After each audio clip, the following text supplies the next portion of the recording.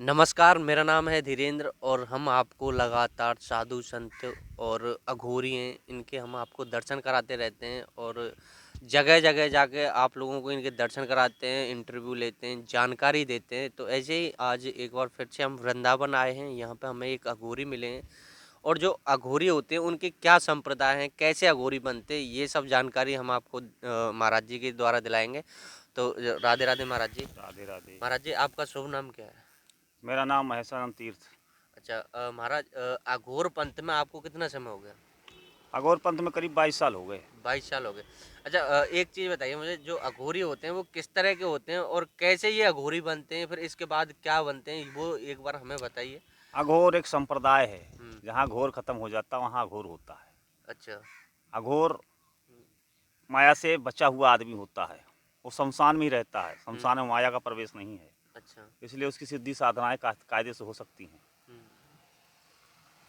जहाँ तंत्र मंत्र सिद्धि की बात है, हम्म। वो चाहे तो उसके लिए चुटकी का काम होता है।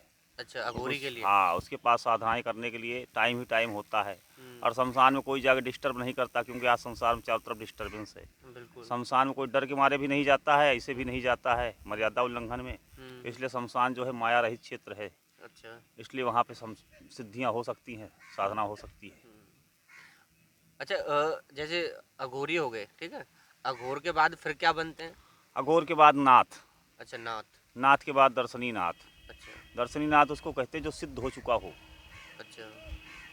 जगह बैठे भूत वर्तमान भविष्य बता सकता हो।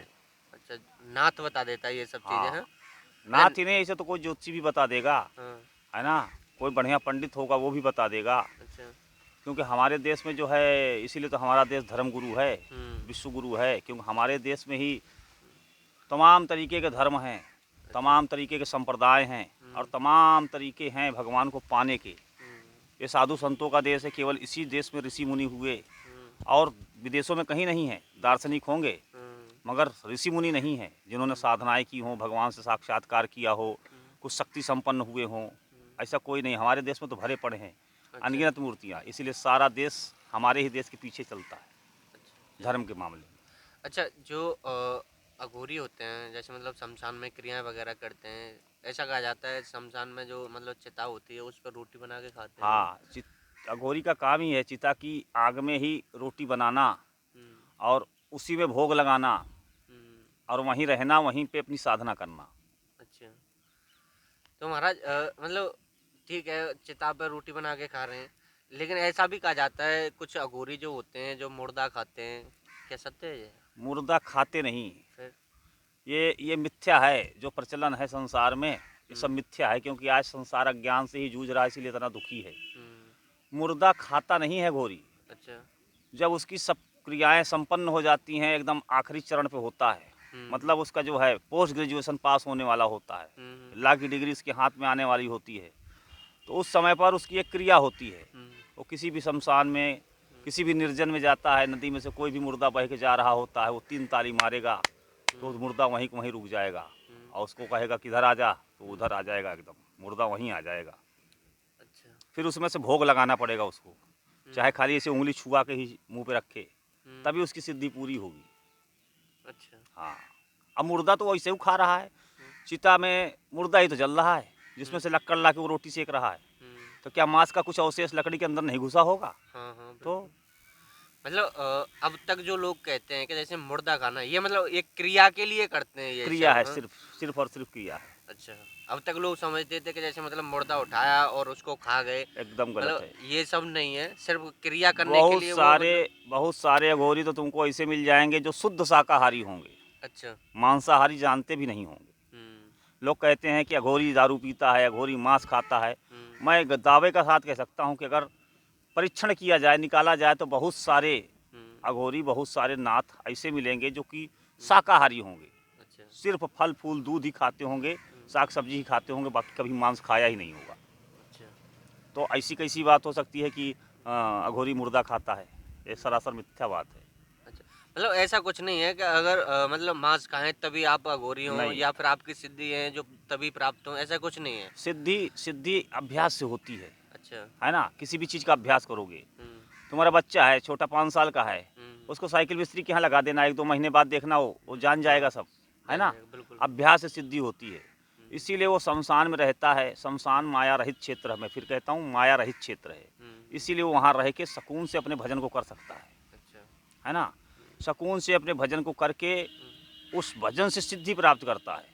कोई भी मंत्र है उनका पुरुष चरण होता है तो सिद्धियों की तरफ ले जाता है, वो वहाँ रह के अपने पुरुष चरण को करता है।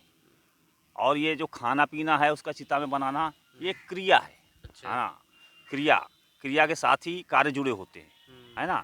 ऐसे ही वो क्रिया है, शमशान में रहना, वो बनाना, वो खाना, मगर वहाँ रह के ही वो मंत्रों का जाप करता है, क्योंकि शमशान ही एक संसार में ऐसी जगह है जो माया रहित है, जहाँ रहने पर कोई भी बाधा नहीं आएगी। अच्छा, मैंने एक चीज़ और सुनी थी महाराज, जैसे जो अघोरी होते हैं वो मतलब चिता जो जलती है उसमें से मतलब ऐसा कहा गया है, मतलब पैसे निकाल लेते हैं, कोई भी सामान निकाल लेते हैं, ऐसे मतलब होता है ये सब क्रिया है कि मतलब कुछ भी निकाल लो? उनको ज़रूरत क्या है निकालने की? कोई आदमी जल रहा है, हाँ। अगर वो साधु है, उसमें सोना जला जा रहा है, गला जा रहा है, नहीं उसको वैसे क्या? नहीं, वो नहीं, वो तो मतलब एक ठीक है उसके साथ जल रहा है वो चीज़ अलग है, लेकिन अपनी सिद्धि से मतलब निकाल हाँ, लेते हैं। हाँ, वो कुछ भी निकाल सकता है, चिते से नहीं, कहीं से भी कहीं कुछ से भी भी कर निकाल सकता लेगा। है। हाँ, ऐसे हाथ उठा के हवा में खाना माँग सकता है, खाना आ जाएगा उसके पास। अच्छा। हाँ, किसी कागज़ को इसे नोट बना सकता है, अच्छा। किसी भी लोहे की चीज़ को उठा के सोना बना सकता है, वो तो क्रिया की बात है। आप कुछ ऐसा कर सकते हैं महाराज? नहीं, हम इस सब चीज़ में विश्वास नहीं करते। अच्छा। आज का जो समय है, आज का जो संसार है, इसको इस चीज़ की ज़रूरत नहीं है, ये सब देखने की। क्यों? कि आज ना तो वैसे गुरु ही हैं, ना वैसे चेले ही हैं, और दुनिया को ज़्यादा इसके बारे में बताना। अब जैसे लॉकडाउन लगा है, देख लो पैंट वाले जो है, पैंट उतार के सब अचला कपड़ा पहने जा रहे हैं, साधु भिखारी बने जा रहे हैं। साधु तो नहीं बन सकते, भिखारी बन सकते हैं, क्योंकि साधु का जीवन बहुत ज़्यादा कठिन है। तो भिखारी का जीवन बड़ा आसान है, यहाँ वहाँ मांग लो, जो मन हो सब खा लो। लेकिन साधु का ऐसा नहीं है। साधु तो सामने खाना रखा है फिर भी खाने का परित्याग कर देगा, कपड़े रखे हैं मगर वो कपड़े का परित्याग कर देगा। बिल्कुल। ऐसा है कि किसी चीज़ के लिए तरस रहे हैं तब उसका त्याग किया तो कोई बात नहीं है। हमारे पास वो चीज़ उपलब्ध है, वो भरमार है, हाँ, तब उसका त्याग करना त्याग कहलाता है। अच्छा। किसी चीज़ के लिए हम तरस रहे हैं, अप्राप्त है, तो हमने कहा त्याग कर दिया, ये गलत बात है, ये तो कायरता वाली बात है ना। होने पे त्याग करो तब हाँ, जाके। आज जहाँ भी जितने भी हैं, ज़्यादातर चाहे वो अघेरी बन के घूम रहे हों चाहे जो भी, ज़्यादातर 420 साधु घूम रहे हैं। अच्छा। लाल पीले कपड़े में, उनका परीक्षण होना चाहिए। जो कबीरदास ने कहा, जात न पूछो साधु की, पूछ लीजिए ज्ञान।